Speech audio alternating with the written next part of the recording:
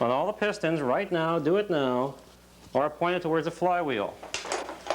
And as you can see, one arrow there, and they do indeed point towards the flywheel. And likewise on this side here too.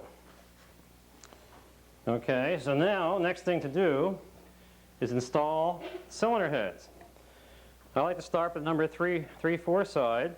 Use the best cylinder head for the number 3/4 side. And you got to tip the engine up to do that and actually rotate things a bit. But now when you rotate the engine, make sure that the pistons, the cylinders, don't slide out far enough to uncover some of the rings. You have to then use the ring compressor to put them back on again. Rotate it with the engine a bit to where no pistons are top dead center. Put the engine in almost a vertical position here. And now we'll show you how to put the heads on. Assemble the cylinder heads. These are the cylinder heads we just saw having had a valve job. We've enlarged the ports here to take the Solex intake manifolds for the Weber conversions. Put in brand new exhaust and intake valves. We surfaced the cylinder head so it's all nice and clean. And we cleaned up the one cylinder head that had the chunk piston. Apparently this engine had been overhauled twice before, once when it spun a rod bearing on the lower end and once when the piston chunked, probably after it spun the rod. We smoothed that over. We use this on the number 1/2 side, which is under more benign conditions than the 3/4 side. So this is the head we will use on the 3/4 side. We have 8 new pushrod tubes. Note the new ones have the 1-inch extension here that protrude into the case side, not the head side. That's to prevent oil from slinging up into the head through the pushrod tubes and you go around a corner. What we'll do now, you get out our 16, the red ones are the best. These are the seals for the pushrod tubes, little trapezoidal type seals. I like the red ones the best. The green one's the second best, and the black one's the least, but the black ones work fine too. We get out 8 head bolt or head nut O-ring seals here. 2 of the retaining rings are for the air deflectors on both number 3/4 and 1/2 side. And note the air deflectors are somewhat different. That one has a square cutout, one has a oval shaped cutout. Square cutouts for the hex head of the through bolt, and the round cutout is for the acorn nut side. Now notice you put the through bolt in the wrong way, then these air deflectors will not function right. And they are somewhat different, so you do have to put them on the right way, which means you have to put the through bolt on the right way.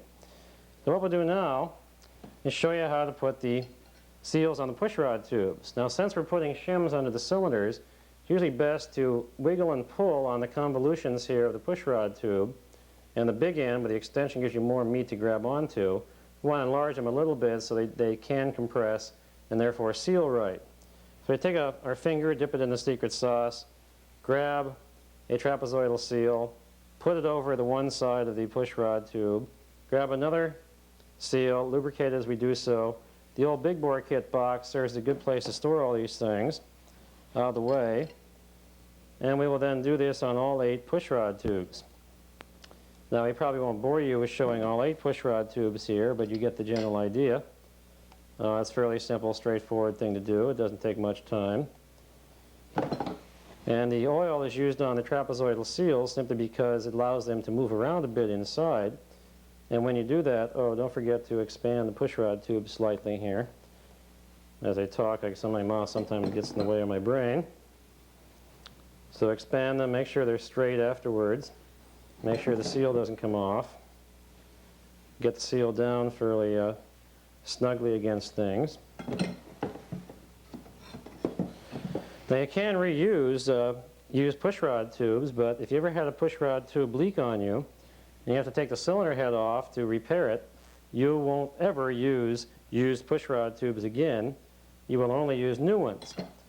I've never had a leak so far, knock on wood, with a set of new pushrod tubes. I have seen new pushrod tubes bent where they come from the importers with defects, but you inspect them, inspect the seam, inspect the convolutions, inspect the ends for being bent or whatever.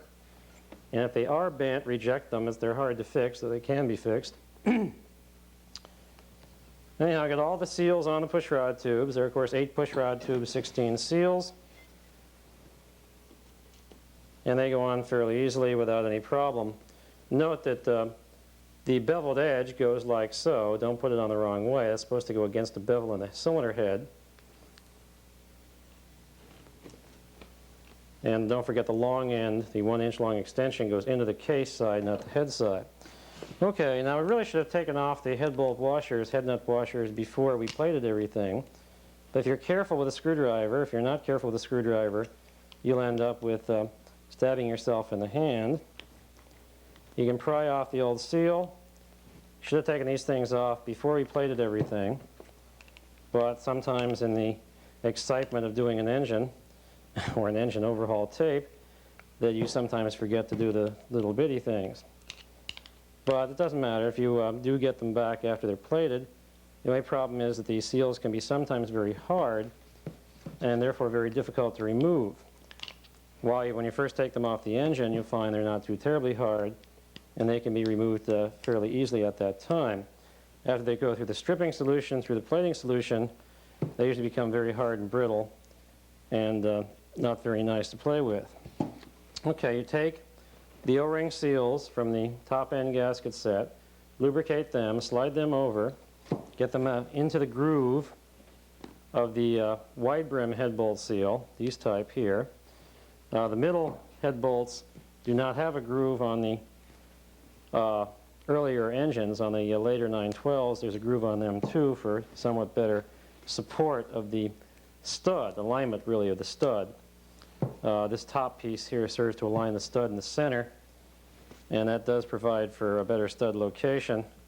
If the stud touches the cylinder, the heat of the cylinder, the temperature of the cylinder, tends to heat the stud up and provide for a weaker, allow the higher the temperature of the iron of the stud, the less the mechanical properties, and therefore it may stretch a bit, and you don't really want to have that happen. So these head bolts are actually designed to align the stud a bit. In fact, we should arrange this, make sure the cylinders are arranged such that the stud protrudes through the hole, the center of the hole, and does not touch any part of the cylinder itself. Okay, we've got the O-ring seals on everything. Grab 2 pushrod tubes that you like. Put on the clips that hold the air deflectors in place. They just snap on. They have a little semicircular piece here. Make sure you put them on the end that has the extension on it, like so. You can get out your blue Loctite. We use blue Loctite on the head bolts, head nuts. Put a drop on each of the head nuts. I've sometimes used red Loctite way back when, and boy, it does work. I mean, those head nuts don't come loose. They pull the studs out of the case before they'll break loose. At least in about half the situations, half the studs. The blue Loctite allows for good torque readings and will maintain everything fairly snugly, but can be retorqued if you have to, and can be broken loose when you want to get the head back off without having the studs come out.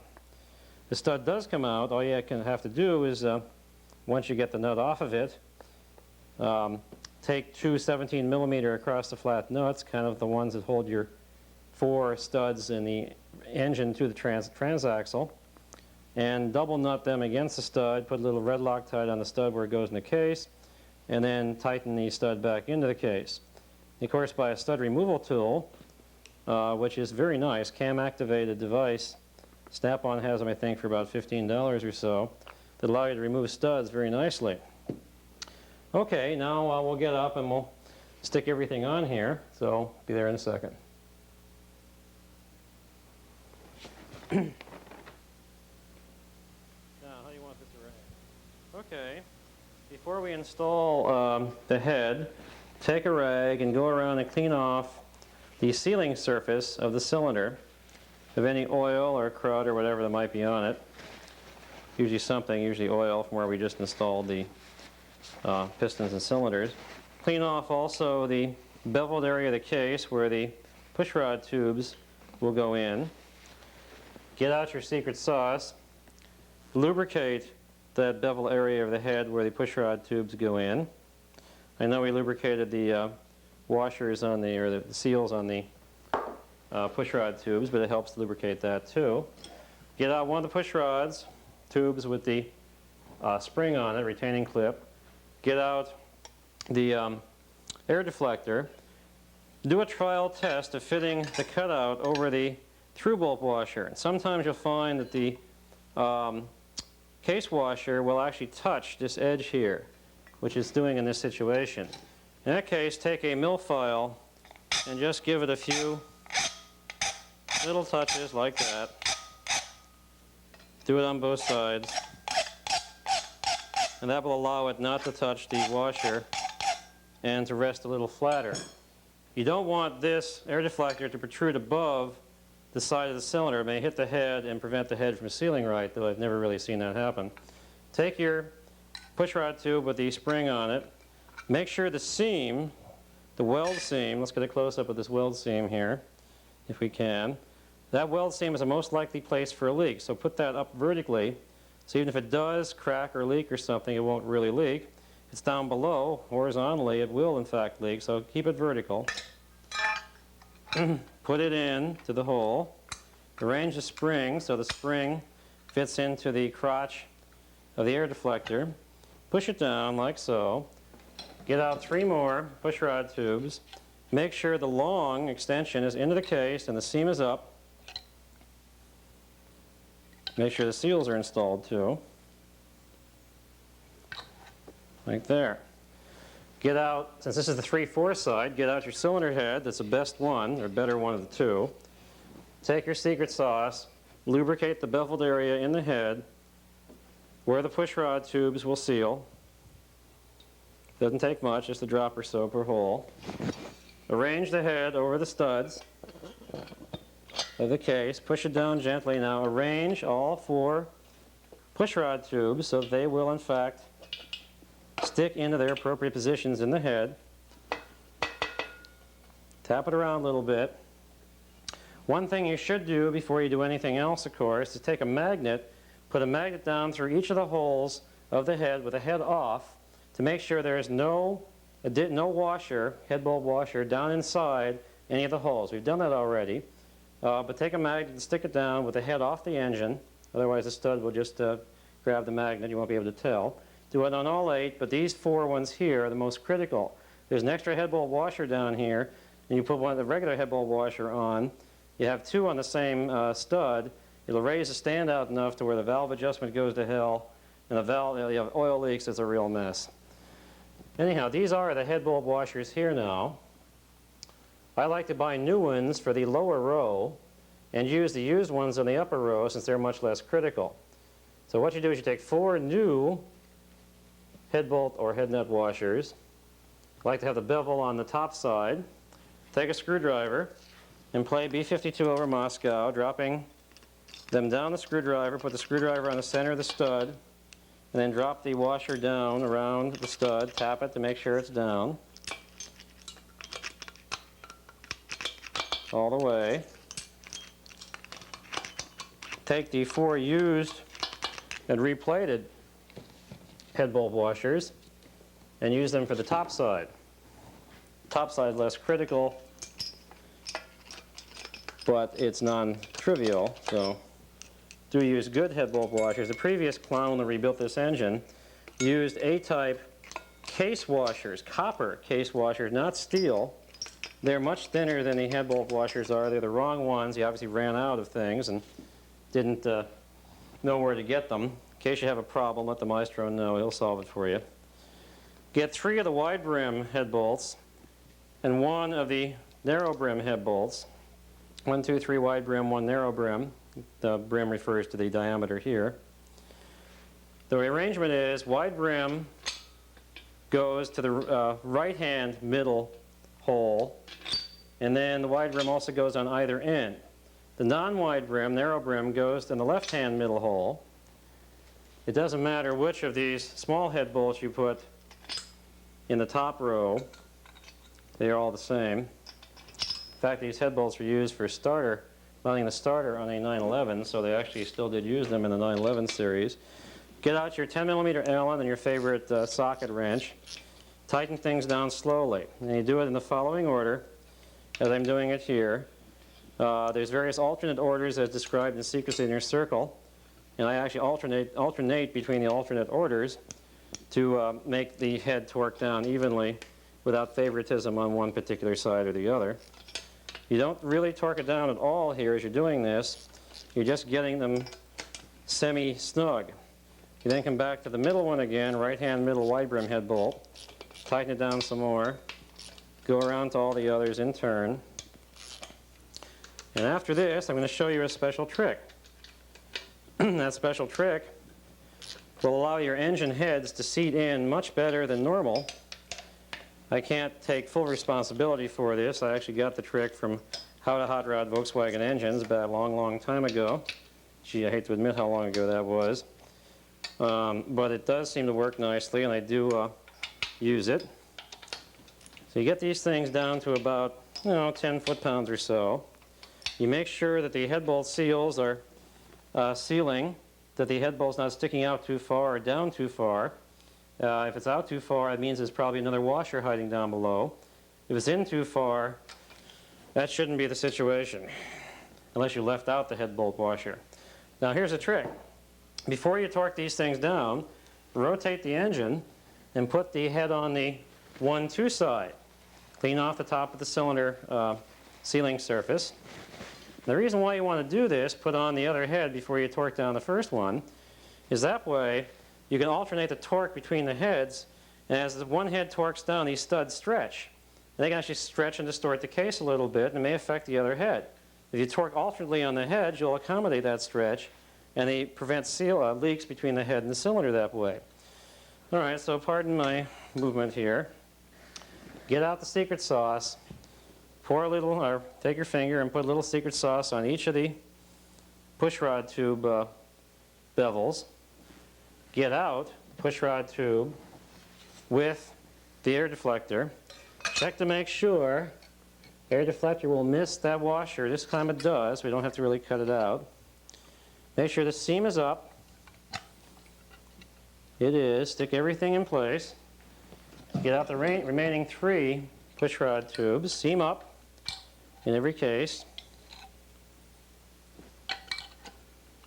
Like that. Find the seams. Sometimes there are things that look like seams. They're drawing marks on the tube. They're not seams. The welded seam is fairly obvious once you get to see it. Take your the head that's the less good of the two.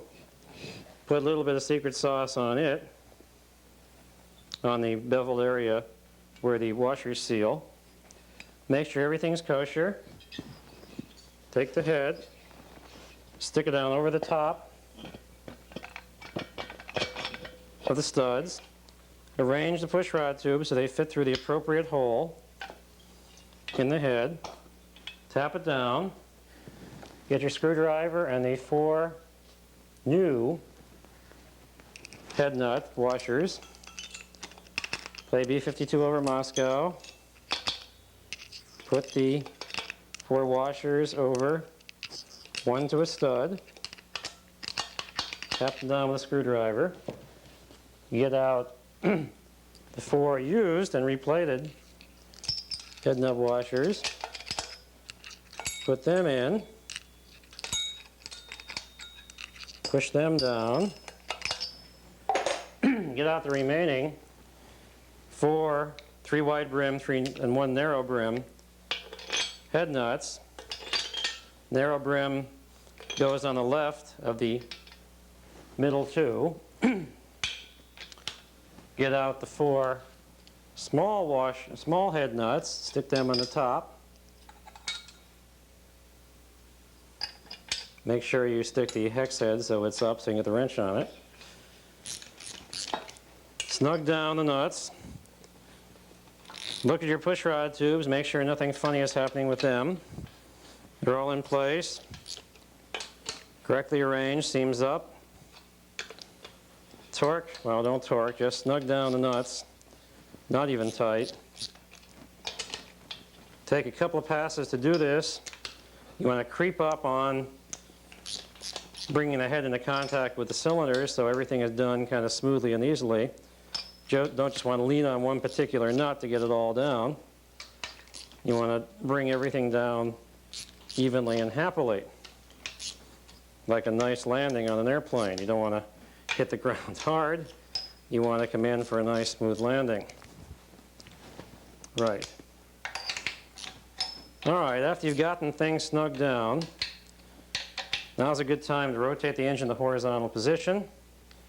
Get out your torque wrench.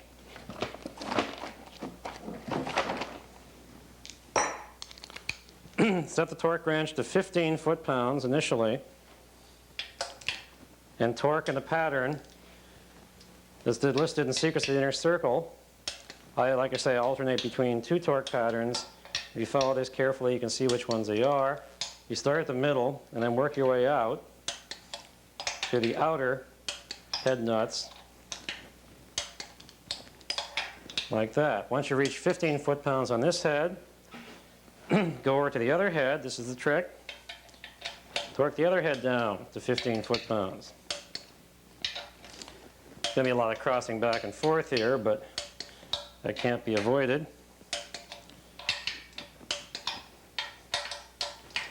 Get to do a little bit of walking around your engine stand when you do it this way. Bring the torque up to 20 foot-pounds. Go back to the original side you began with and torque things to 20. Now the factory stock spec for torquing the cylinder heads is 22 foot-pounds. But I found that generally that's not quite enough torque to torque the heads to. So what I like to see is somewhere between 25 and 27 foot-pounds. We've done that side to 20 foot-pounds, now we'll do this side to 20 foot-pounds. If you go much beyond 27 foot-pounds, the washer, the head nuts start to strip. I never pull a stud out of a case of a Porsche engine, unlike VWs that pull studs all the time. Porsche case is aluminum, much better, much stronger than the stupid VW magnesium material, except for the new 411 post-1972 buses that the VW made out of aluminum. But I find about 25 foot-pounds is about as far as you want to go. That's about 10% higher than stock torque. And that seems to work pretty well. The head nuts don't strip. The studs don't strip. The head does not dig in too much to the cylinders like it will if you go much higher than that. And everything seems to work. It's about 10% higher than the factory recommended torque on the head of 22 foot-pounds. I like to use 25 foot-pounds. And that seems to be the happy medium that I've discovered over the years. All right, that's 25 foot-pounds on that side. Come back to number 3 and do it again. Actually, it's the first time for number 3 at 25. After we reach the 25 foot-pound torque, we will repeat the torque 3 times on each head, alternating between heads. Like I say, the Porsche gods like 3 times. Seems to be the magic number of the ancients. And it does seem to work. In fact, I found that the second time through, you sometimes get a few studs that move a little more than you'd expect. Like that one there moved a bit. That one didn't. That one moved just a little. That one didn't. If you keep alternating this torque, you can give it a few minutes between torques too to allow the stud to relax a little bit, if it's going to. And when you do an even torquing pattern like this, it really tends to make the engine run better. Now, I know on American V8s and things, you're supposed to retorque the heads after the engine's fired up.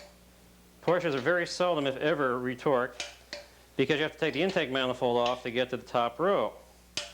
A lot of guys would tell you they've retorqued their heads after the engine's been fired up, are probably lying, or else they just retorqued the lower row, which they can get to by taking the rocker stand off. And retorquing just the lower row may make things worse, not better. So I find if you torque it this way, with the blue Loctite on the nuts, and do it 3 times in succession, that's as good as retorquing after the thing is warm. It really isn't quite, but like I say, nobody retorques these things after they've been fired up. it's too much hassle to take off the intake manifold to get to these, and the cylinder shrouds to get to these top nuts. So we're about done now. I know this isn't terribly exciting, but at least if you do this, you'll have certainly a feeling of accomplishment. And now the engine is reaching its, to me, prettiest stages. Prettiest stages is when the rockers are on, the rocker cover is on, fuel pump and things like that are on, but before the sheet metal is put on. I find that is the nicest mechanical looking aspect of a Porsche engine. Now you have the heads on. If you want to make sure that you've done this job correctly, take the flywheel and spin it over. It'll be a little hard to spin. You can use a wrench on the pulley nut, friction of the rings on the new cylinders. You can put your finger, your thumb, over the cylinder and do a little compression test. And if you do it, it doesn't matter if you're doing it on compression or vacuum. If you do it on vacuum, it sucks. If you do it on compression, it blows because there's no valve operating mechanism. All the valves are closed. And you see how well it can hold vacuum or compression. And as you hear, it does pretty well. Also, by cranking it over, you're making sure that no piston is hitting the head, which it won't with the fixed shim in place. If you want to be certain, you can take a piece of solder, about 1/8 inch solder, put it down through the spark plug hole, crank the engine over, and see how much the solder is compressed when the piston comes up at top dead center. I know you won't have any problem with this. I've checked it before. It will have over 1 millimeter deck clearance between any part of the piston and the head because of the number of shims used and the way that which heads they are. Okay, next step is to put on the rocker train. And again, I like to start with the number 3 side. Number 3 side, I use the best components for, and then the rest of the components, the ones that are second best, go on the number 1, 2 side. That's because number 3 runs the hottest. You want to have the best stuff there. So let me get that set up for you, and we'll be back in a moment. Now we're going to put the rocker stands on. To do that, we need 6 of the 15 millimeter across the flat bolts. These are 10 millimeter bolts. We need special washers. These washers are 10 millimeter washers, but they have a small outside diameter. There are others that have bigger outside diameter, and those washers should not be used. They're kind of like this. The reason why they should not be used is the intake rocker stand will hit the edge of the washer and not sit flat against the stand. We need a 15 millimeter wrench and our torque wrench. Note that there's a little cutout on these, about like so. That's for a pushrod tube to come through. It also tells you which side these things go on. They only go on one way, because if you didn't put the head bolts in right, you won't be able to get this bolt in. The wide brim head bolts have a tapped area for the 15 millimeter bolts to go in. So you set the better of the 2 rocker stands on the number 3, 4 side. Grab 3 of the bolts, 3 of the washers. Put the washers on the bolts. Put the bolts in. Screw them down a few turns, like so. Get out your favorite little ratchet. I CAD plate these bolts too. You don't have to. You never see them, but I like to CAD plate all the hardware in an engine. It makes for a much better appeasement to the gods. They like to see that too, and they can see in areas where you can't. So it's nice to make them happy. Torque them down to where they're snug. Get out your torque wrench that you just used. Remember, you torqued the head to 25 foot-pounds, and the torque on these bolts is 29 foot-pounds. So it's not far away from the 25. And get out your torque wrench, set the torque to 29. You don't really have to creep up on these, but you can if you want to. 1, 2, 3, helps to check them. 2, 3. At this point, you can flop the engine over to the other side. Put on the other rocker stand. Again, it only goes on one way. And put the remaining 3 10 millimeter bolts in place. 356 normals We use a cast iron stand held only at the outer extremities by a bolt here and a bolt here, and they're 17 millimeter across the flat rather than 15. You can actually use 17s in these two positions, but there's no need to. If you've taken apart the same engine, you should have all the right bolts for it.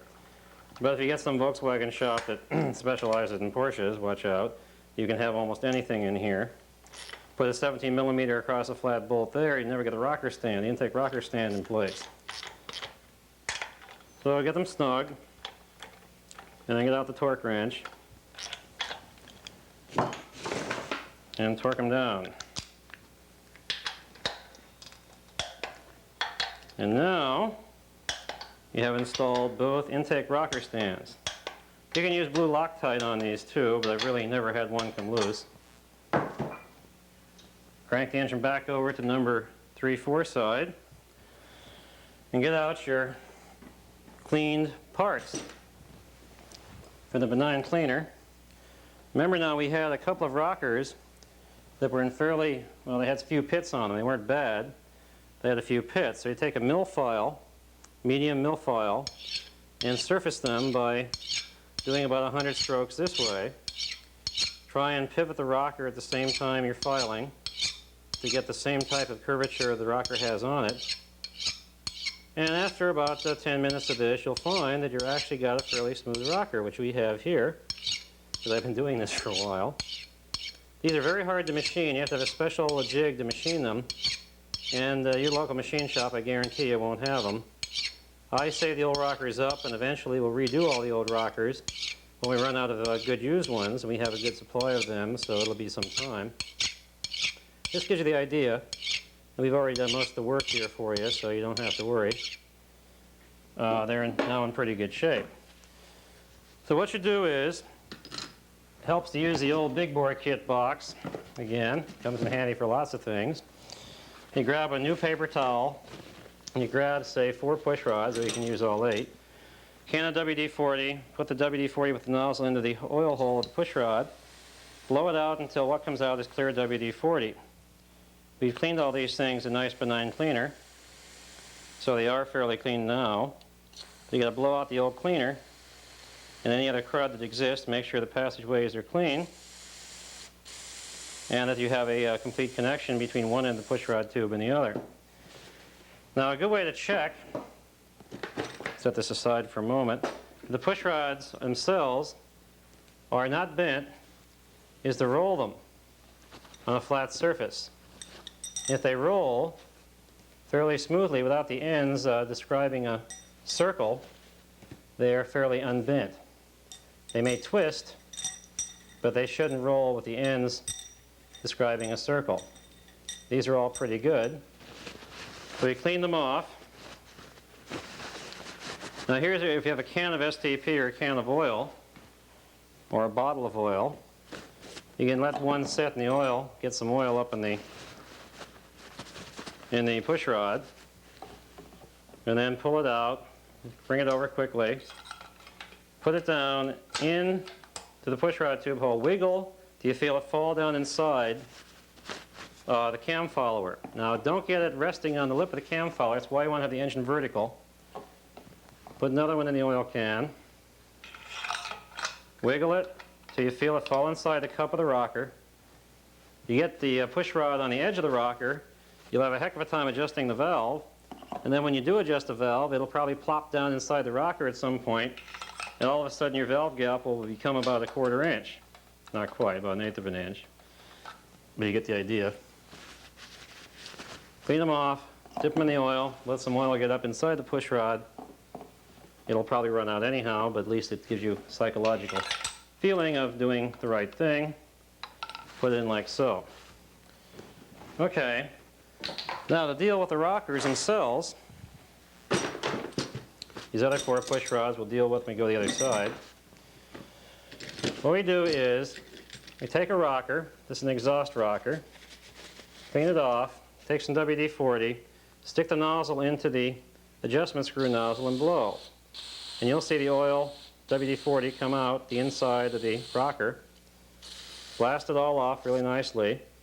Now there should be a little oil hole here, right, like so. If we're lucky, we'll even see some oil coming out of there, some WD-40 coming out of there. This oil hole squirts oil onto the intake valve spring area. And you should make sure they're open, like so.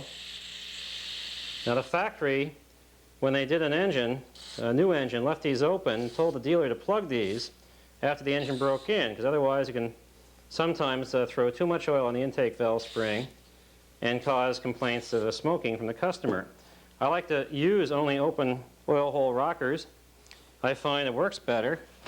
It may smoke a little more after a while when the valve guides wear, but so what? It's not too terrible. And it lubricates things. So you set that aside and you go the next one, do the same thing with it. Blast it all out all over. Make sure the oil hole is open as best you can. Okay. Clean it off and set it aside. Now the long rockers, the ones we just did, go one to a side. These are the short exhaust rockers. The other long exhaust rockers are used one to each side, like I was saying. The short exhaust rockers also have an oil hole there. There we go, now it's clear. And the exhaust rockers are generally in pretty good shape, though occasionally they do pit too, or they'll score on the inside. But these are all fairly decent. The intake rockers, here's one we treated. You do the same thing. Blast it out. You can rotate the adjustment screw usually sometimes to get better angles on things. Clean it all out really well. This is a rocker we reconditioned. We'll put that on the number 1-2 side. We use the good rockers on the 3-4 side. So you blast them all off. This is a good rocker, unpitted. We'll save that. We'll put that on the 3-4 side that we're doing now. This other one is also a good rocker. And we'll put it on the 3-4 side too. Look at the rocker shafts, intake rocker shafts. Pick the one that's the better of the two. And I think this one here is the better of the two. You look at the shaft, not the middle aluminum piece. Okay, and we'll grab this. You arrange it in front of you so that the short end, there's a short end here and a long end, so the short end's on your left-hand side. Helps to do this where you won't worry about getting crud on things. And you get out 2 shims, 2 springs, clean them off. The right arrangement is washer, spring, washer. Get out another spring. There's a washer already on there. So it goes washer, spring, washer, and the intake rocker. But before that, we put a little dab of our secret sauce on both sides. Take the intake rocker, stick it over, make sure it spins freely. If it doesn't, try the other rocker stand. Like so. Maybe tight getting on, but once it's on, it should spin freely. Make another shim and cap, one of the caps. Put the cap on. You sometimes have to tap it with something. Your hand usually works. Put another shim on this side and a cap on this side. Take the rocker, set it over the studs, push on the caps inwards, rotate a little bit, wiggle, rotate. Get the cups of the rocker adjustment screws over the push rods. Push it down. Go to the better of the 2 short exhaust rockers. This one here is pretty good. Get out the best of the short rocker shafts. That one there is pretty good. Clean it off. Now if there are score marks on it, we're going to rotate it so a new virgin area is going to be used as the bearing surface. Again, the arrangement is washer, spring, washer. These are shims actually. Secret sauce, short rocker with the adjustment end towards you. Right. Okay, do the long one then.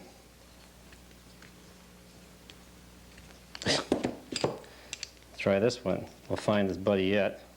This is why it really helps put everything together so that this is probably the hard one. The one that's very difficult getting off. It's difficult getting on too. We can use the same technique though as before. Put it on. They're usually distorted from people over clamping the nuts that hold the rocker to the rocker shaft. And that's why we're having some difficulty here. So what we do is take the next best rocker. There's the next best rocker. Goes shim, spring, shim, secret sauce. See if this one goes on a little better. Tap, tap, tap, tap. Okay, we'll get out our special installer and our special tool necessary for doing installation. Tap it a few times. Once it gets beyond the point of distortion here, then it goes on very well and spins very nicely. Make sure that the area that's worn is up on top facing you, like so. Put the other washer and the cap on. You can tap those too to get them on. Do a triple check on the crud, or any score marks here. Make sure there's no crud. Make sure the rocker rotates fairly freely. And the exhaust rockers, the short ones, only go on this side. I mean, one to a side. Put the cup in, like so. We'll deal with the long exhaust rocker now. Find out which exhaust rocker wants to go through. Looks like the previous clown before us really torqued these things down. There we go. We'll use this one, clean it off. It goes, again, shim, wash, spring, shim, spring, shim, secret sauce, exhaust rocker. And again, we may have to use our technique, like so. And again, once it goes in, it usually stays in. Occasionally the other end will come off. Now it's really slippery. So just put the cap back on. No big deal. Get another shim. Clean everything off. Another cap. Little love tap. And put this one on. This is the exhaust rocker for, in this case, number 3 cylinder. A few taps with your hands usually to align it. Sometimes that doesn't work, so you have to take it off and realign it. There we go. Put the cup in. Okay, now we go and get the saddle washers, the special saddle washers to fit over the intake rocker stand and the stand here, and the special nuts, and I'll show you them. Be here in a second.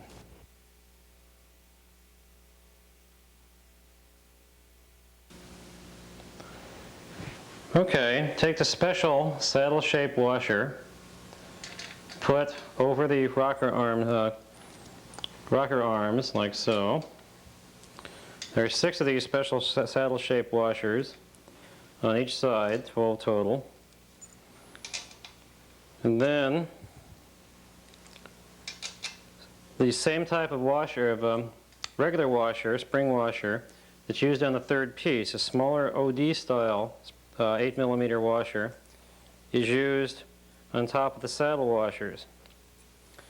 And then very special thin 8mm nuts with standard thread. These nuts are different than the valve adjustment nuts. And though the valve adjustment nuts look the same and are very close, they are not the same. So don't use the valve adjustment nuts on the rocker for the rocker tie downs. Now, there's one place where you can get away with the big washer and the big regular 13mm nut. That's right here in the middle of the intake rocker stand. And actually the big nuts, regular 13mm nuts, will work. But factory use these thin ones. And I think you should also use these thin ones too. You must not over torque these thin ones or they will fail. That's why I like to use a wrench on them.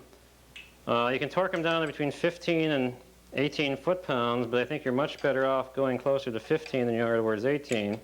They tend to strip out at about 18 or so. So on the intake rocker stand, it's kind of best usually to torque down the middle nut and then go over to the outside ones and torque them down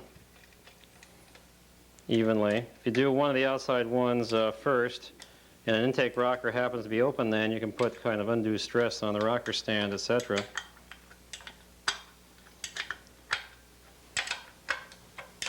So we tighten these down.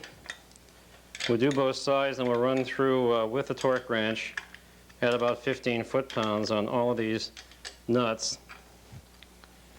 Get this one down here. You can, by cranking the engine over, get all the valves on one side so none of them are open or beginning to open. And that way you can torque all these down without fear of having to torque also the valve spring, which can really be a chore to do. So you get them all snug. You also make sure that the rockers hit the valve slightly off-center. The purpose of that is to allow the valve to rotate. When the rocker opens it, if it hits it slightly off-center, it'll induce a torque causing the valve to rotate as it opens. And that's supposed to be better than having the valve not rotate when it opens. All right, now we'll go to the other side.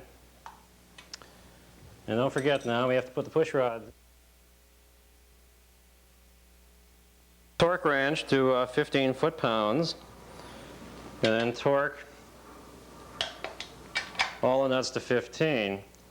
Now occasionally you'll strip a nut, especially a nut that's been CAD plated. The smaller, thin 13mm nuts tend to strip a lot.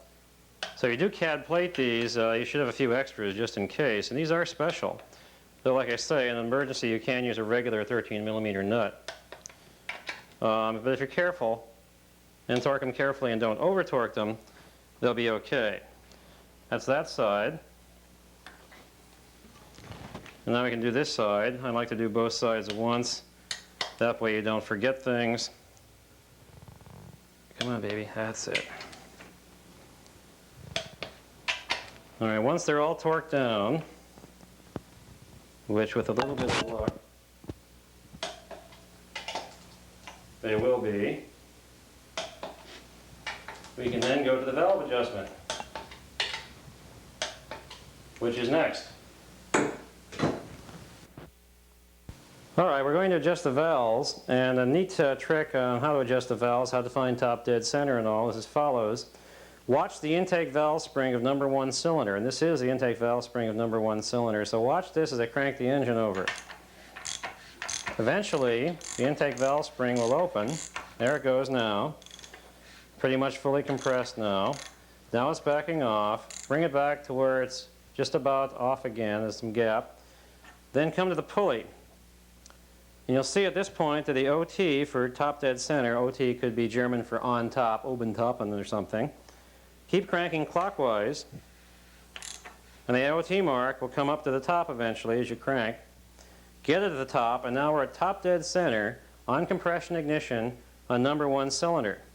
And now what we do is with a 13mm wrench and a decent screwdriver, we go over here, wiggle the valves. One has a lot of gap, one has almost none.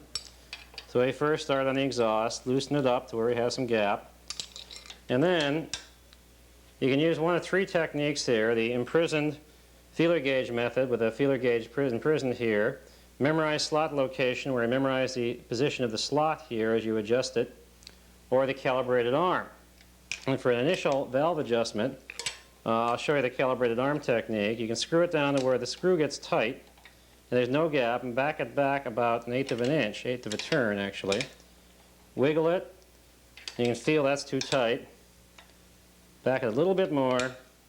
That's just about right. You can actually see about 6/1000ths. We'll check these with these feeler gauge, of course, to make certain. But if you've done this enough times, you can get the feel of what a 6/1000th gap should be like. And just to show you how close I can come, I'll first adjust it by hand and then use the feeler gauge on it and check it that way. Alright, intake valve the same way. Now, during break-in, or when you first fire the engine up, it is much better to have the valves too loose than too tight.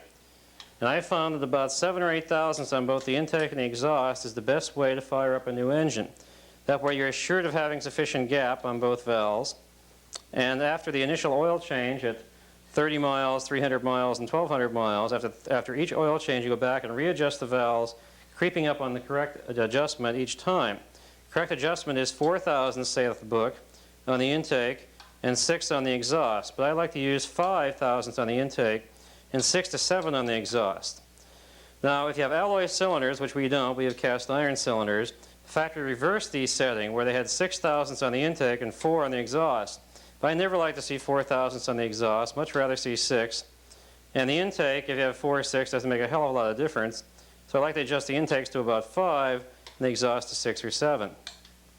So anyhow, we will adjust this, and that seems to be about right. A little bit on the loose side on that one. But we'll readjust these things after fire up.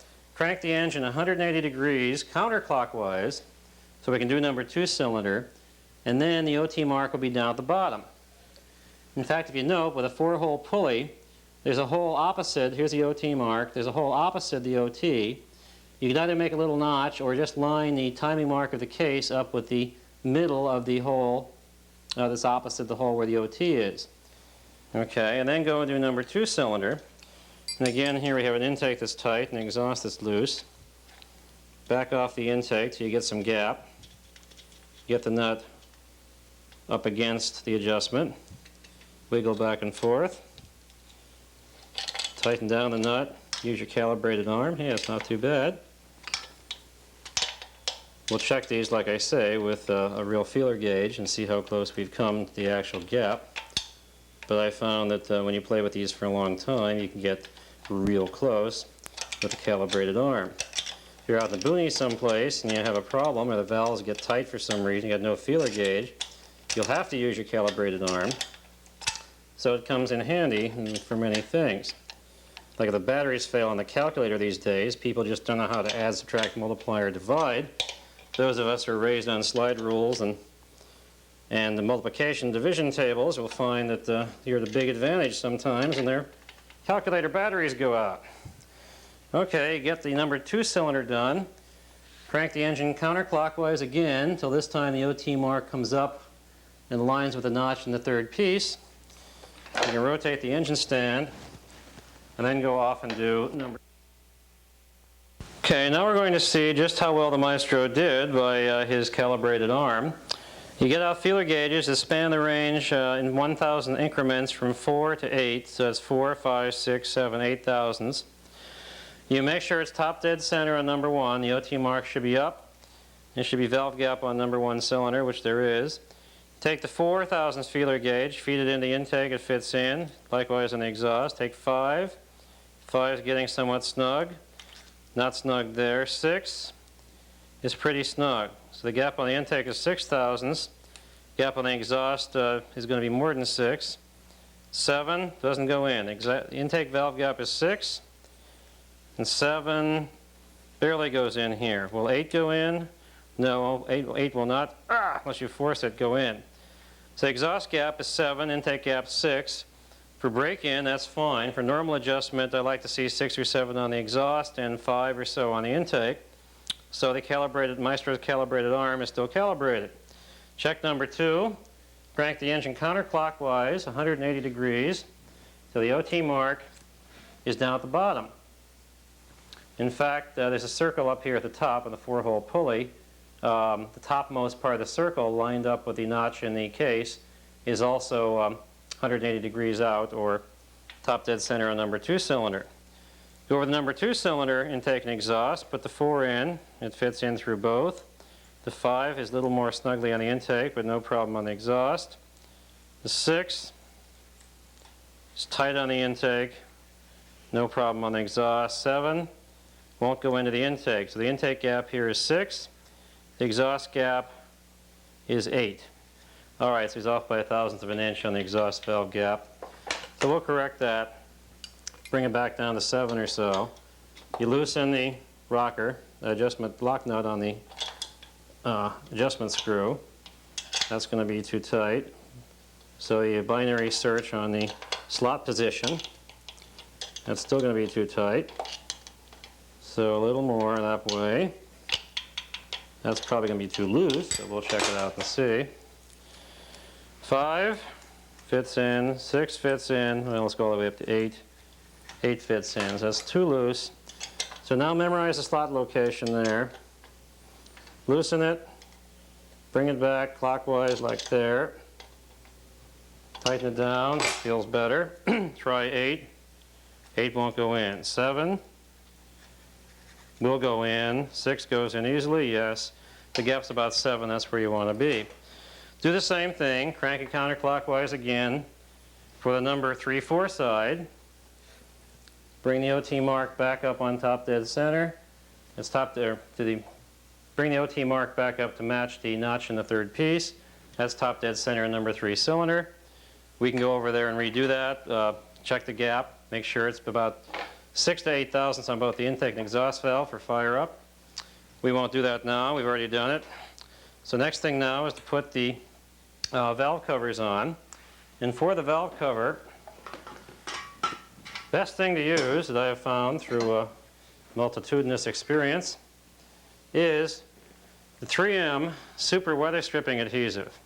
It's also known lovingly in the trade as Gorilla Snot because it has the look and consistency of what Gorilla Snot might actually look like. Okay? Take and wipe off the initial stuff that comes out of the tube, and then lay a bead, blows bubbles too, about 1/8 of an inch wide, all the way around. This takes some skill in squeezing the tube while you also maneuver the nozzle around. And usually after the first one you get better at it. Go over any area that has not enough stringy. Let it set for a few minutes.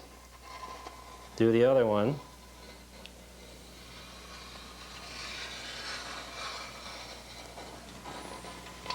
The curves are what the killers are here.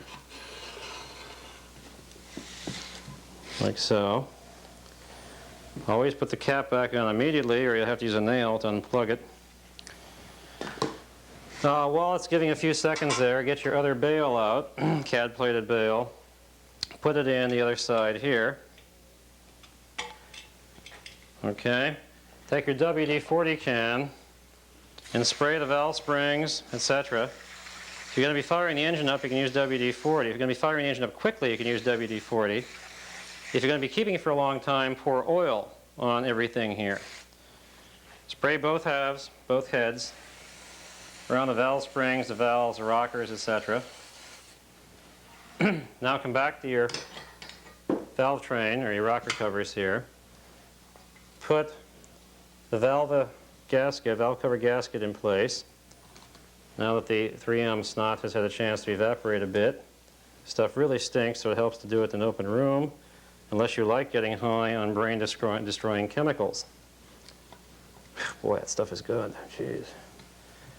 Okay, you push the gasket around until the snot starts to harden. Try not to get too much of the Gorilla Snot on the top side of the gasket. That tends to stick to the head then. In fact, what you should do is spray some WD-40 on the sealing surface of the head itself so the Gorilla Snot won't stick to it. That way you can get everything off nicely. All right, things seem to be pretty good now. Make sure the gasket is sitting there well. stick the valve cover in place, bring up the bail, tap it down a bit. Go over to the other side.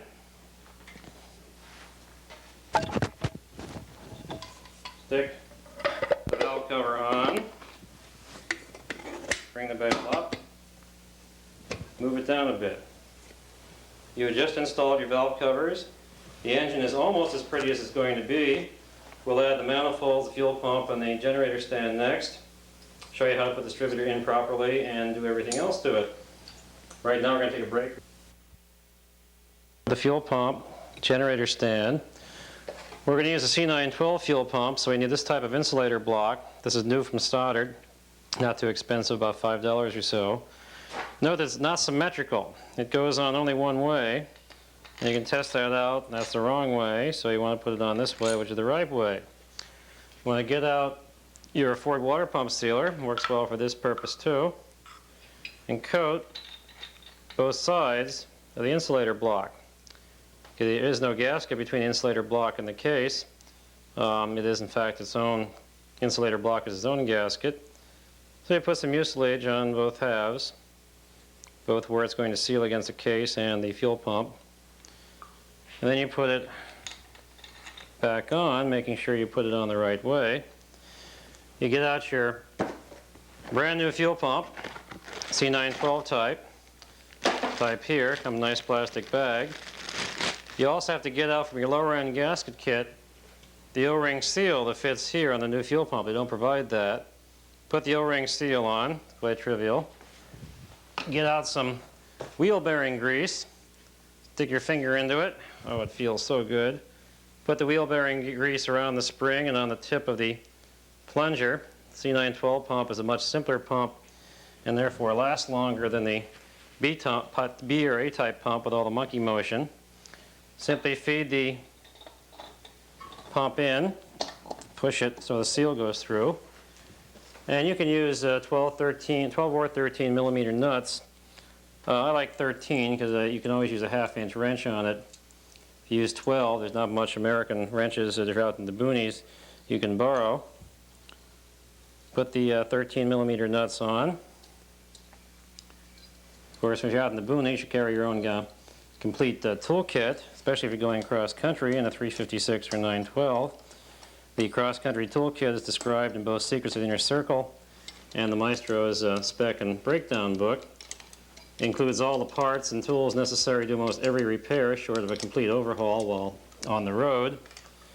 And it can save you a lot of time and hassle if you broke down in Podunk, Iowa, missing a clutch cable or something of that nature. You won't find too many 356 parts in the great vast Midwest.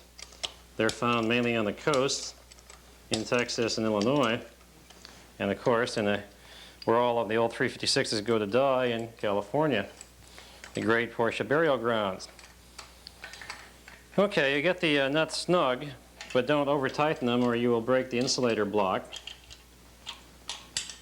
And then you have a nice new pump, CAD plated parts on these screws and everything, and nice aluminum, shiny aluminum. You can take hours trying to clean up an old one. And that's the pump. Next step, while we're here, is to put on the generator stand. You get out the generator stand gasket, oval-shaped gasket like that, the lower-end gasket kit. Get out your mucilage, put a thin layer. Oh, and incidentally, you should clean off the excess mucilage off the fuel pump. We'll do both of clean up both the fuel pump excess and the generator stand excess after we put on the generator stand. So also coat the generator stand, the bottom of same, with the Ford water pump sealer, like that. Now, this gasket also goes on only one way, and it won't go on that way. You have to turn around like this. It goes on that way there. Now I brought, just in time here, 4 special bolts that are needed to tie down the generator stand. I've selected Cairo. I don't have enough K-Max ones, as they're the Cairo. 14 millimeter across the flat, and we need the wide washers for them. and we happen to have 4 wide washers here, easily available. Use the best ones of the bolts on the front that it's the most visible. Put in all 4 at first, screw them down a few turns. You sometimes have to rearrange things here a bit to get both the gasket and the stand lined. Murphy tries to make you miss the holes.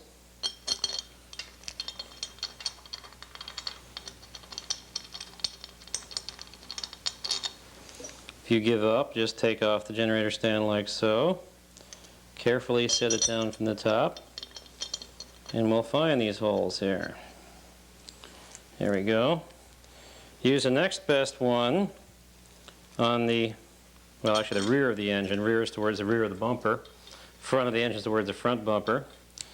Earlier 356s had studs here, not bolts, but they eventually wised up and decided it took less time to put a stud in and a nut than it did to put a bolt in. So they changed everything over to bolts after about 1961. If it did have studs, they take 14 millimeter across the flat nuts. Okay, get everything screwed in a turn or two. Get out your 14 millimeter wrench. Yep. Get out your 14 millimeter wrench. And then tighten them all down till they're almost snug. Go to the next one. Don't lean on these too much when you're torquing them down. You can torque them to 15 to 18 foot-pounds. Of course, you have to use a calibrated arm on the right front one, simply because you can't get a torque wrench in there to torque them down. This isn't very critical anyhow. Generator stand just has to be tight, not held in by King Kong like torque. So we'll tighten this down now. Incidentally, you guys that do have 356 and 912 Porsche engines, the Maestro's database of over 2,000 engine numbers, of engine ID number, case casting number, type number, and the date stamp that we showed you on the inside of the main case halves is very important. It correlates to the internal parts and when they made important changes in the internal parts, and that way you can tell from external numbers what internal goodies your engine has inside. So I really appreciate it if you'd send in your engine ID number, case casting number, type number, and if you do have a car, then of course your chassis number. And from the database, it's now so good that we can get down to the fiscal week your engine was made simply by looking at any of the ID numbers or the case casting number. And we'd also tell you what all the internal goodies are in your engine. If you want to find out for yourself, the new versions of Secrets of the Inner Circle has in the back of it 32 pages of engine database. And that way you can tell for yourself what your engine is, or if you go see us at a swap meet engine or engine for sale or your buddy's car or whatever, you can tell him what he's got. Now don't forget too, there's a 3-piece match number that's on this case half, the main third piece here, and back on the flywheel, either side of the split. And all 3 pieces must have the same 3-piece match number. If they don't, then the third piece has been changed and the engine ID number won't tell you really what the main case halves are. But the case casting number always will tell you what the engine is, because that's on the main case half. If you don't have a case casting number here, it's probably a replacement case. And there are other ways of telling then, based on the characteristics of the engine. Okay, generator stands on. You can polish this up if you want to, make it look really nice. Next step, we'll put the heater boxes on. The ones we took off, they are the same ones. Powder paint's a wonderful process. Well, if we get a chance, we'll show it to you. We select the one for this particular side here, which is this one. And we put a bolt, 6mm bolt with washer through to hold the 2 pieces together. Do it loosely. Take one of your 4 exhaust manifold gaskets in the top end gasket set, put it over the studs of the number 3 cylinder. Take your heater box, bring it around. Now the heater box fits on the inside of this big fin here, and it should plop up, go over the studs, and come up fairly snugly. Now occasionally we'll have to do a little bit of maneuvering here to get this bolt hole to line up, but that's easily done. Then get out 12 millimeter across the flat nuts.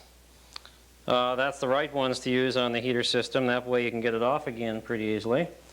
Pick two nice ones, put the nicest one on the top, manufacturer's logo to the outside. Screw it on. Put the less nice one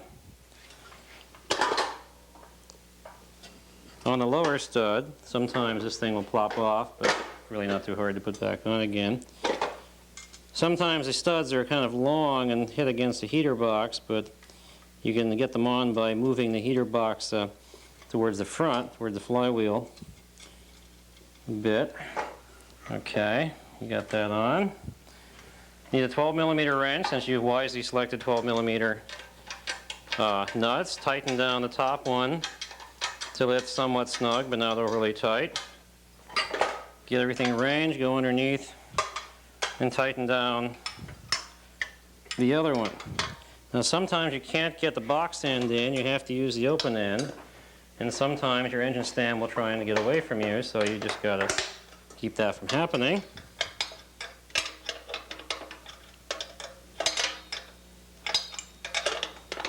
Okay, you have to find your favorite wrench for this.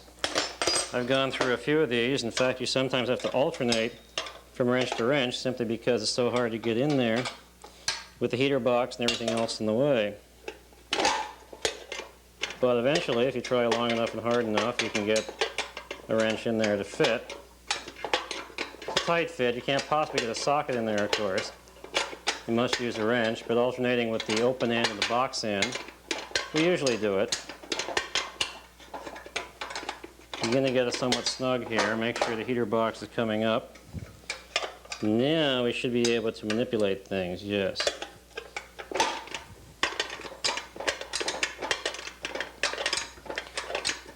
Now, of course, if you're doing an overhaul and you have a bad stud, either one that's rusted off or broken off or whatever, the machine shop is the right place to have that replaced.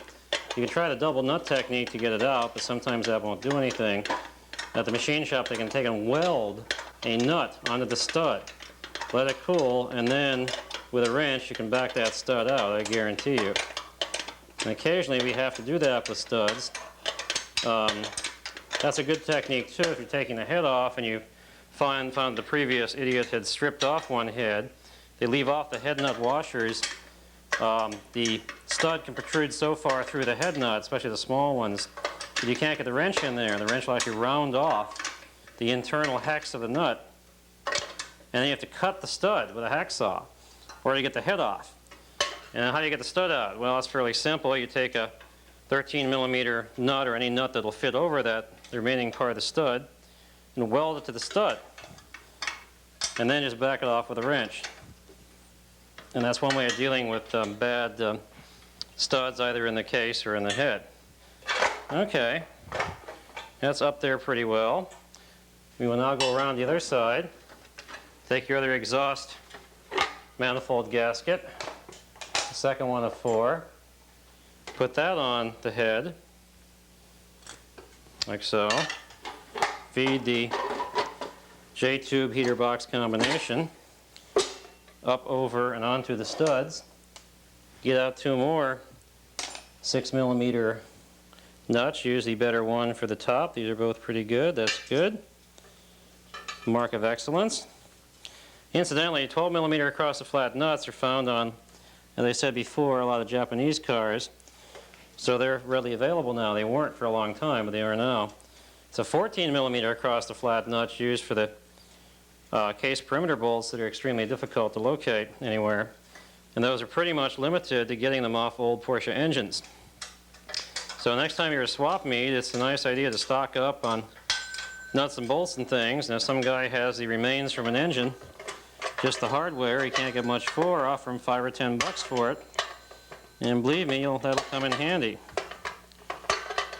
And here we go, a turn at a time, or actually about a quarter turn at a time, is about all you can do on some of these lower studs. But it will get tight eventually. Just bear with it.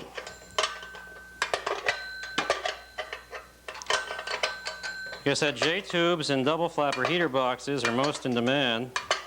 A good J-tube is hard to find. But don't throw away any J-tubes because they can be repaired. We have exhaust pipes that are the right size to repair J-tubes whose can is okay or salvageable, but whose pipe, exhaust pipe, is wiped. We can fix them for you in case you need them fixed, and we have a fairly decent supply of them. Okay, get things pretty snug here. You don't want to have an exhaust leak from a loose nut. Happened to a gentle reader who drove a 356 across the country to the East Coast Porsche parade in '86.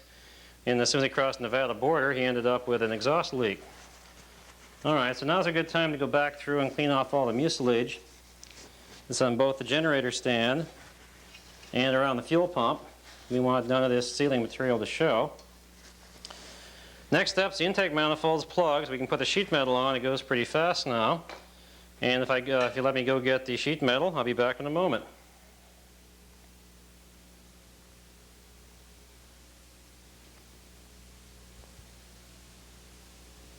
Okay, now we're going to put the intake manifolds on. For that we need Solex intake manifold gaskets, so we hog the heads out to match. 2 long bolts for the Solex manifold or the Zenith manifold for the middle right here. 4 nuts. I use 13mm across the flat. They're convenient and the spark plug gets past them. 4 small washers for the nuts and 4 big washers with thicker flat washers underneath the spring washers. These are Solex manifolds, intake manifolds, without the manifold studs. The reason for that is we're going to put Webers on this engine, and to do that you need an adapter plate. If you're going to use 40 Webers, you should use the Solex manifolds with the adapter plate. The adapter plate screws into these stud holes. So to get the studs out of the Solex manifold, you take 2 nuts and tighten them against each other and then back out the stud on the lower nut. And that usually works. If these manifolds aren't nice enough for you, you can paint them up with aluminum paint, like you can do the case. Technique is to spray some aluminum paint on after these are cleaned, of course. Then take a rag or paper towel and go over them, and that way it cuts the glare of the quote chrome aluminum paint and just allows the paint that gets in below the surface area and the pores and crevices to show through, and that makes for a fairly nice job. Looks like a nice aluminum manifold. But we're honest today, so we won't paint these. You grab the Solex manifold gaskets, and you don't have to use any mucilage on them unless you want to. I normally don't, that way they come off pretty easily. And you put the Solex manifold gaskets on both sides. You simply take the Solex manifolds, set them on the gasket. They go on this way, of course, and they're identical manifolds. Take the washers and studs and arrange them as I described, with the small outside diameter washer over the studs, and then a flat washer and spring washer for the long bolt. Screw the long bolt in a way to get it started. Put on a couple of nuts, using a 13mm across the flat nuts here. The long bolt, this one for the manifolds, should be a 14mm across the flat. For 356s, 912s use a 13mm across the flat bolt. So you can usually reach the other side, just get them on loosely. And we'll go back and get our wrench out. 13 and 14mm socket in this particular case. If you use 14mm across the flat nuts here, they tend to interfere with the spark plugs. And again, 14mm across the flat nuts are getting quite hard to find and should not be used in areas where you really don't see them. You should save them for the case perimeter bolts. So torque the nut down till it's snug. Change sockets to the 13. Torque the 13 down alternately. Watch the oil cooler, don't hit it with a wrench. You don't want to have any operator-induced faults like Chernobyl. Tighten down the nuts so they're snug. Get out the torque wrench. Again, 8mm nuts are torqued to between 15 and 18 foot-pounds. Zero the wrench. I like to see 17, happy medium. Torque. 2, 3, 4. Change the socket to the 14 millimeter. Sneak up on it. 1, 2. You just installed the intake manifolds. Now, we're about ready to put the sheet metal on. If you want to now, you can put the plugs in. If you want to wait for the proof test, you can put the sheet metal on and try and put the plugs in through the sheet metal. However, I know that that'll work. So, get out your spark plugs. I like to try the Bosch Platinum plugs on these things, but so far we haven't had a Platinum plug that works. So if you are stuck for plugs, the right type of plug, the ones I like to use, are a W200 or 225 T35. That's the old number. It has the extended tip plug, tends to advance the spark a bit. On Super 90s, I have a supply of the T7, which are the side electrode. Very neat plugs, and I'll show you them maybe before this tape is over with. Anyhow, almost all Bosch plugs used to come with the cap already on, which you have to take off to use the spark plug wires Porsche uses. The new plugs now come with the cap separate, and that saves you a few seconds. You don't have to take the cap off. I like to feed the plug in by hand. That way you avoid any possibility of cross-threading the thing. And believe me, a cross-threaded spark plug is something you don't want to have happen. Now these go at a slight angle. They don't go in straight. You're going to match the angle just right. Let's try this side here for the... I like to do number 3, 4 initially. That way if you get them in, everything else will go in pretty well.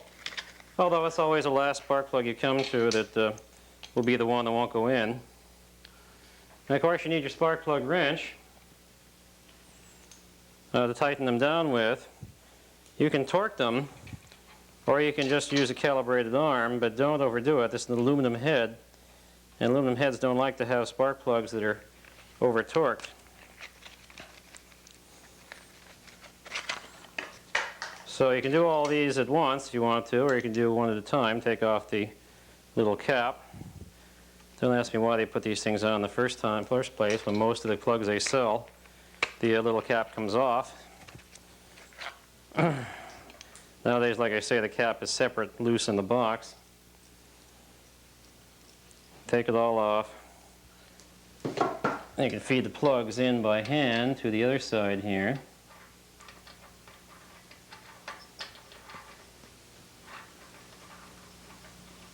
Try and get the angle right. There we go.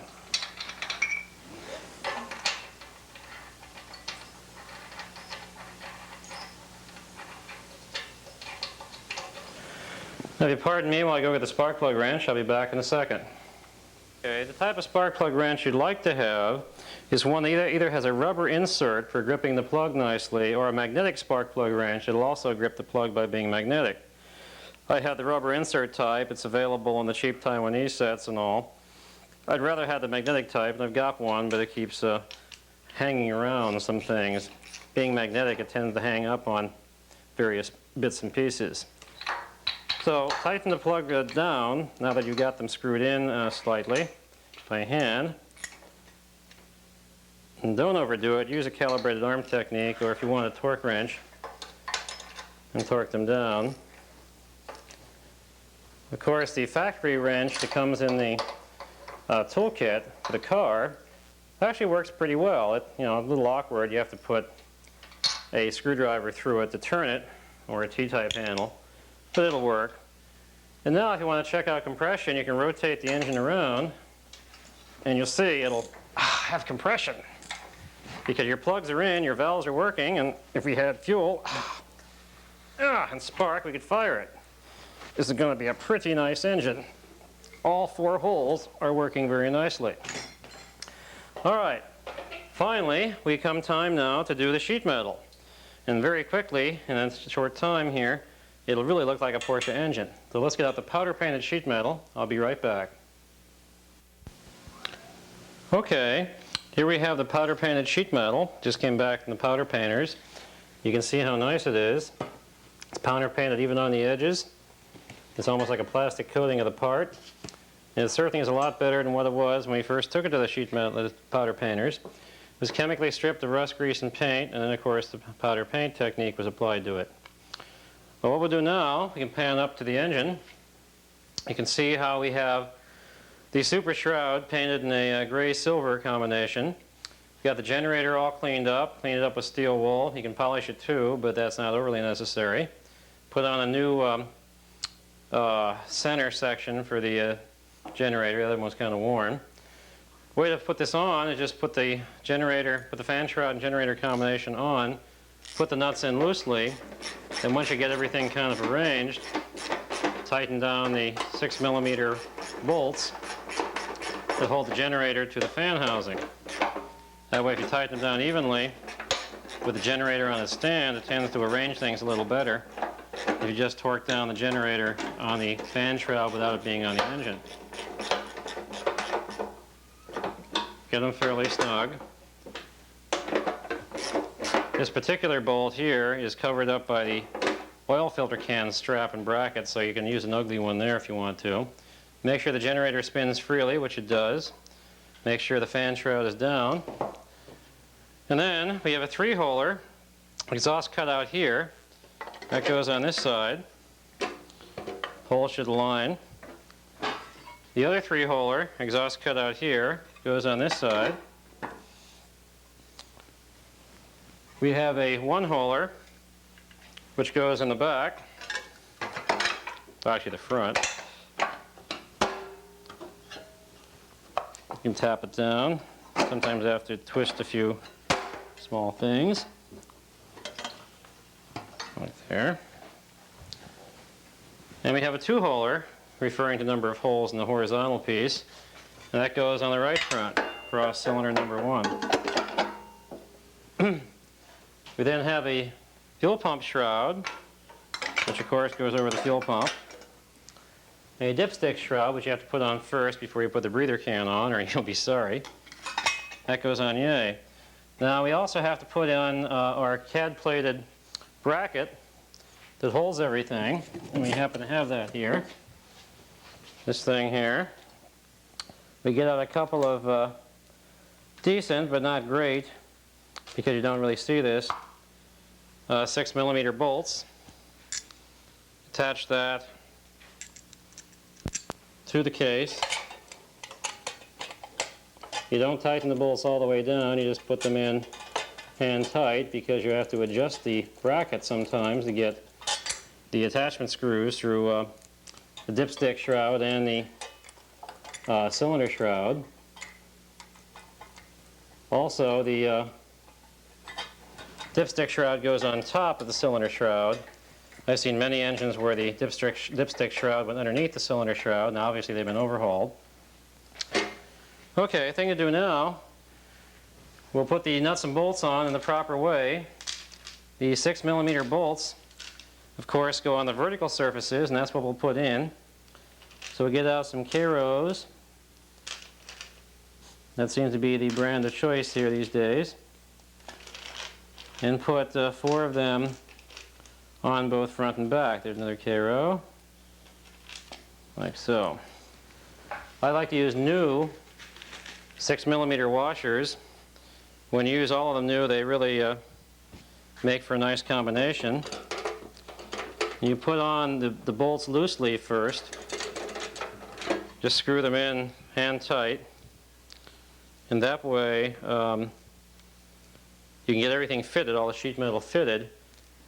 If you tighten one down, of course, then you might find you have to go back and loosen it to make everything fit. So just finger tight on some of these. Now the side vertical pieces, you can use one of 2 types. If you're using Solex intake manifolds, you can use Solex intake manifold split side vertical pieces. But if you only got Zenith, you can also use the Zenith sheet metal pieces. And I can show you how you do that. It involves a little cutting or trimming of the Zenith sheet metal piece. And they'll still fit on. You got to bend them a little bit, but it's really not a big deal. Okay. Now we put in the 6mm screws, and it helps to have a 6mm self-tapping screw with a little cutout there. That's for those hard to get to 6mm screws where they just don't want to go in right, or you can barely get the screw through the hole. Use them. I don't like to see them because the washer that they have trapped within them is a slightly different thickness and outside diameter than the washer that we normally use loosely, the loose washers that fit over the 6mm bolts. And consequently, at the Concours, I usually take a point or a quarter point off for every one of those I see, but like I said, this is not a Concours engine. For one, it's CAD 2 plated, not CAD 1. And most judges, to be honest, at the Concours won't know the difference, but I do. So you get me for a judge, and you got those kind of screws there, and I noticed them. You'll find that you may get docked a few points because they aren't original. The factory didn't use self-tapping screws. They use a separate non-self-tapping screw that I'm using here and a separate washer. Now at this point, it also helps to put rags or any paper towels, whatever, into any open hole that leads down inside the engine, like the intake manifolds, or here, the oil filler can. Prevent any wayward screw or nut, bolt, washer, whatever, from falling down inside. We're not doing that right now because we're, of course, incredibly careful, and this never happens to us. Aha. Get the ones in the front of the engine too. You sometimes have to use a screwdriver as a pry bar with one hand, feed the screw into the slot with another, and with your third hand tighten it down. It does help to have three hands. That's what some of these things are designed for. Incidentally, if you have any comments about the videotape or things you'd like to see in it or like to see removed from it, drop us a line. If it's not too obscene, we'll read your letter. We'll diffuse all letter bombs. Screw all these screws in just not overly tight, just mildly tight, so that you can go back later on when everything is adjusted and screw them down tight. See, the nice thing about powder paint is that it doesn't affect the screw holes too much anymore, because the powder paint really can't get inside a screw, because inside a closed metal object, the field is everywhere zero. So there's no charge allowing the particle of paint to get inside, and consequently it can't, ideally. Okay, let's get the dipstick shroud taken care of. This can be a real bear, or the fuel pump shroud taken care of. This is kind of hard to get to, but you put the screw down through the middle bracket or middle hole of the fuel pump shroud. You can then usually get the screw to take and go in.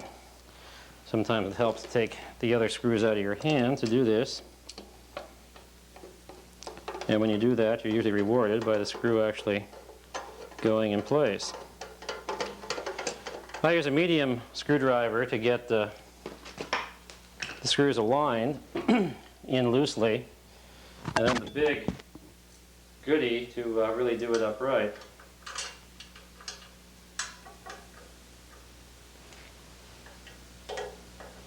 This is a tricky one too. You've got to balance. There are little screwdrivers that attach the screw to the screwdriver, so you can actually put it in a lot easier. They usually work pretty well, but two I've tried from Sears both kind of failed in about a year or so, so I'm not too enthused by them. Get one more of these.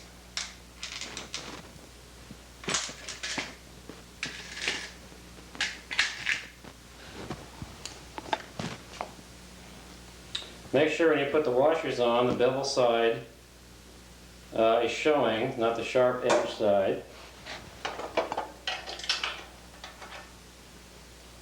Sometimes helps on this one to lift the heater box up to accept the screw, or use a longer screw.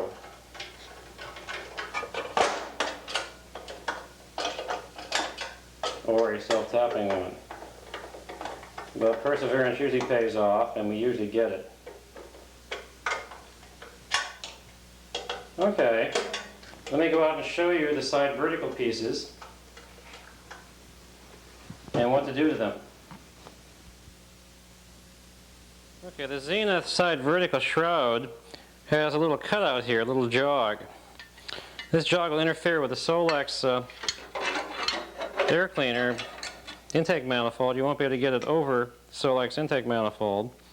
So what you have to do is cut that out, either on a grinder or with a pair of tin snips.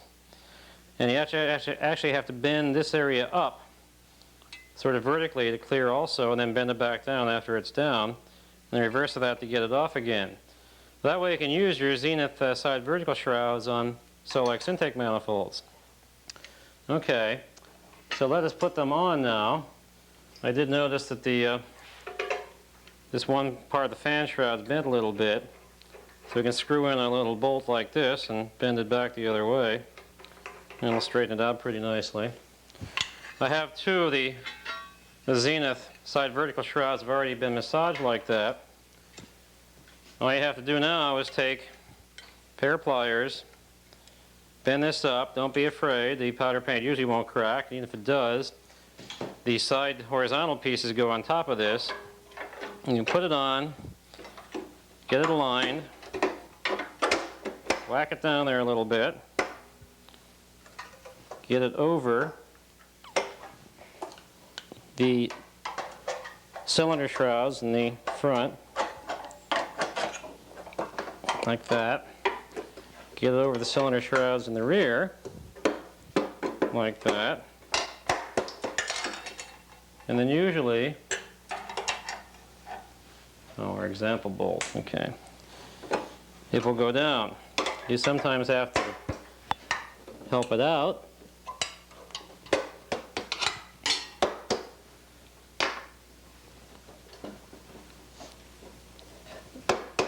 But it will usually, there it is, usually go down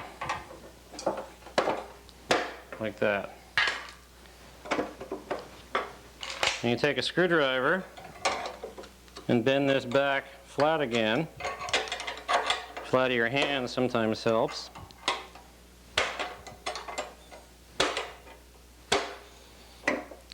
Until it's flat. Likewise on this one.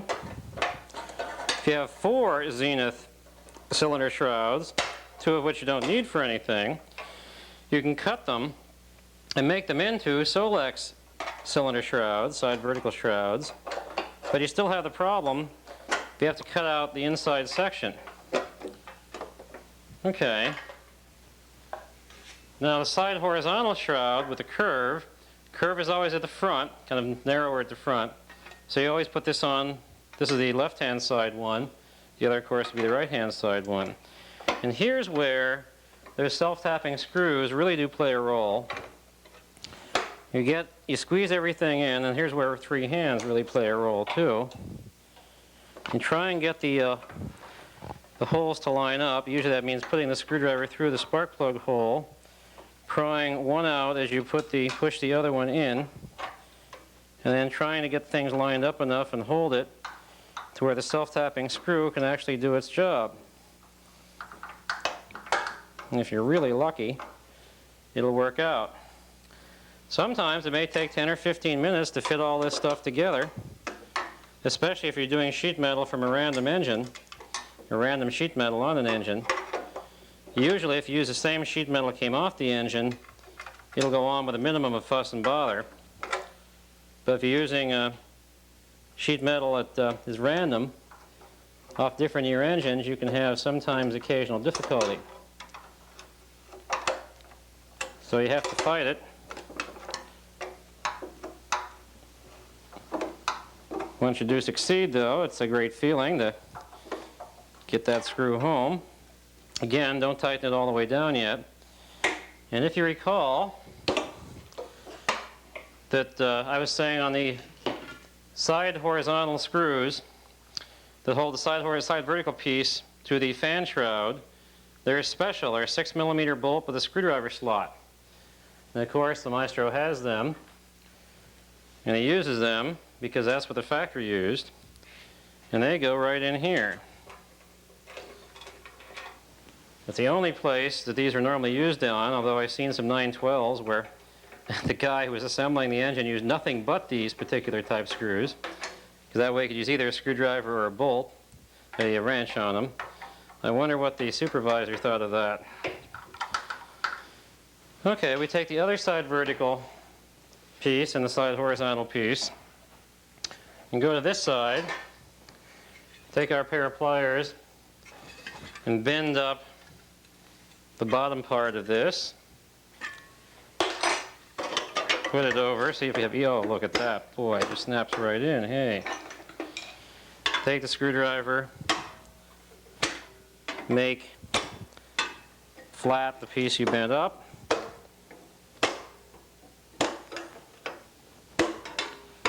like that. Take the side horizontal piece and I'm going to use one of these self-tapping screws on the side like this. You may as well use two of them. Makes it look symmetrical then. May even pass the Concord judge's scrutiny because it's kind of hard to see anyhow.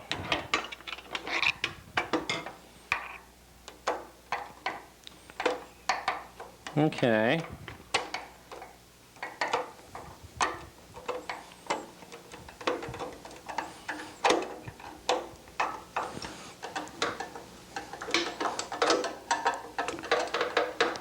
George, there's one.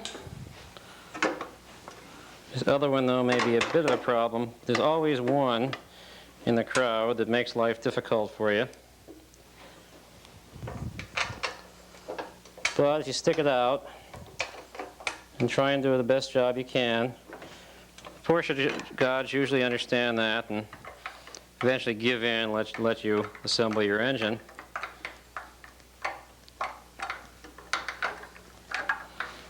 Okay, they're both started. Again, on this side, we get out the special 6mm bolt with the slot in it.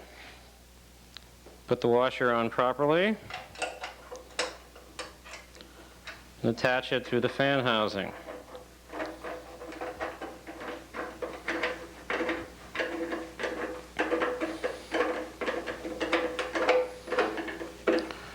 Now, all the sheet metal screws and bolts are in place, so it's time to go back around and tighten them all down with your big motor screwdriver.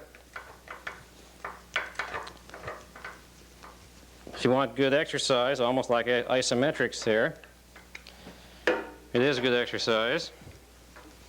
Build your muscles and build your engine too. Such a deal.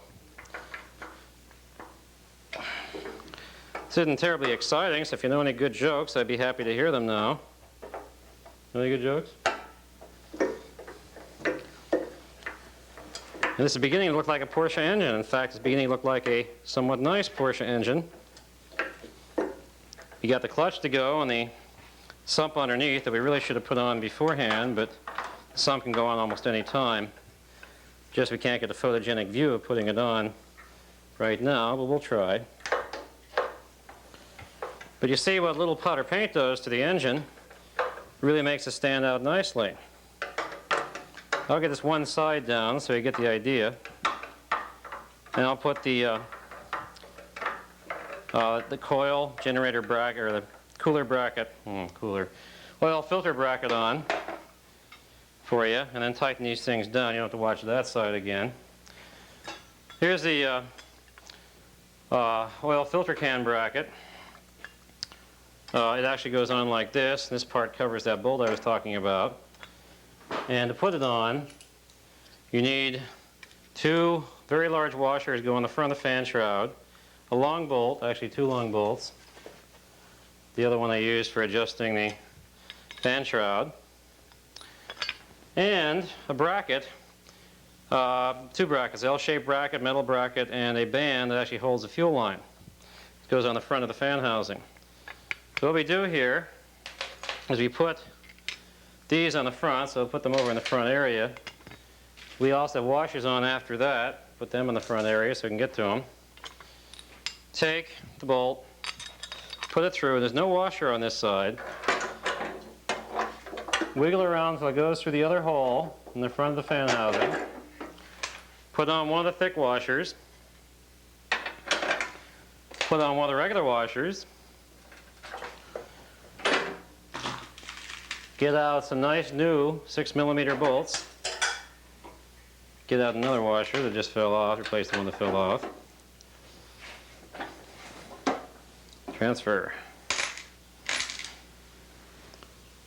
Put on your bracket. Goes on like that. You can slop around a little bit right now, but when we tighten it down, it should be facing upwards. That supports the fuel line. And you need support because it has a flexible piece in the middle. Get the bracket that holds the oil filter can like that. You tighten it down, and it's not in this little groove here. You'll be redoing it to get it in this little groove. Put the other bolt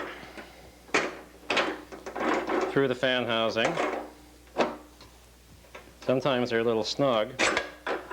Actually, in this case, I think the bracket's a little snug. There. The other large bolt, washer, goes on the front. This time you just need a regular washer, 6mm washer, and a nut. Don't tighten it down yet, just put it on snugly because, let's put it on loosely actually, because we have to put the coil on. Get out your Bosch 6 or 12 volt coil, depending on what voltage your engine is. This is the ugly one I don't like very much. It's got a cutout here and a cutout here, but that's the way they come anymore. The old style bracket just had a hole there and a hole there. It was much better. The only advantage of this is you can get this bracket on loosely. Yes, and loosely. And then push that underneath like so. But don't let go of it. It'll fall on the ground and generally smash itself and make a mess of the coil you just bought. And these coils aren't cheap. They cost about $17, $18, $19. So what you have to do is get another 6mm bolt, put it in here, have your socket handy, because this one you want to tighten down to hold the coil. Force upwards on the coil to get the washer to grip everything right. Tighten down the 6mm bolt so you can finally let go of the coil, being held by the one bolt. Get out a 10mm across the flat wrench. Hold the one nut in front, fan housing. Tighten down this one. Arrange the bracket. It's going to hold the fuel line to be vertical. Keep it that way. Tighten this one down. Now don't overdo it, because the cooler's right there. If you over tighten the fan shroud down, distort and mess up the cooler. All right, brackets in place, coils in place. Next step is a oil filter and the various lines used to attach it, then the distributor, and then finally put the Webers on, the adapter plate, etc. But as you see now, it's beginning to become a Porsche engine. So while you go have a beer, I'll stay here and work and screw the rest of the screws down, and maybe sneak a beer in between. Okay, have fun. Oil filter bracket, coil in place. Now, to leave no part unplated, we take out the fitting in the case. It feeds oil to the junction block and then it's the filter. We'll replate them. Voila, they're replated. We take the new copper gasket, put that over the fitting, put the fitting back into the case, like so. Tighten the fitting down. Don't let the wrench slip off the nut, or you can ding up the hex, which will usually ding up where the copper gasket fits. Oil junction block goes on next. But first the copper gasket, copper washer, goes on, like so. Oil junction block pointing in that direction, followed by a kind of funny, very small copper washer, followed by a CAD-plated hex nut that the oil pressure idiot light switch screws into. It's also 17mm, as so. We tighten it down. Then we find a 12mm wrench and our brand new oil lines. And with the oil lines go a CAD-plated oil line attachment. And we take two aluminum washers that come in the lower end gasket kit, put one on the bolt. This hollow bolt is hollow, got a hole through the middle, got a little oil outlet line there that is what regulates your oil flow to your oil filter can. Put that through the oil filter line, inlet line, put the other aluminum washer on, and tighten that down loosely. Leave that like so for the moment. Here is your return line from the filter. You twist it around like this. Screw it onto the fitting we put in the case, all CAD plated. You can hardly see this since it's in front of the distributor, but the Porsche guys know if you plated it or not. I like to plate all the fasteners except the ones I mentioned, the case acorn nut washers and that sort of thing. Rod nuts, of course, don't get plated. Tighten it down fairly well. And now we can do any one of a number of things. For example, let us take the oil filter can, which we have here. May have to do that now. Oil filter can fits in like so. It's held by that bolt there. And that bolt there should be tightened down a bit. Now for the time being, we just let the filter can rest as it is until it gets sort of snug. And then we can arrange it. The best way to arrange it is to bring this inlet line up and screw it in slightly so we know where things are going to go. Now we should put the oil temperature sender in place here. Okay, take your VDO 6-volt temperature sender, put the special aluminum washer over it, stick it into the oil junction block, get out your 19mm wrench, that's what you need, tighten it down by hand as far as you can go, and get it snug, but not grossly over tight. Now's a good time to put an idiot light switch. It's a VW. Pretty trivial. Just screw it in until it kind of snugs down. It's a pipe thread, supposedly, so you don't have to screw it in all the way, but sometimes some of these do require you to screw it in quite a ways. This particular one being apparently one of those. This is the junction block and the gaskets thereon is the most likely spot for an oil leak to occur, second only to the oil filter can. So when you first fire the engine up, you have to check those areas for leaks. Okay, now we can attach everything to the filter can and get the filter tied down. So we put the oil inlet line here,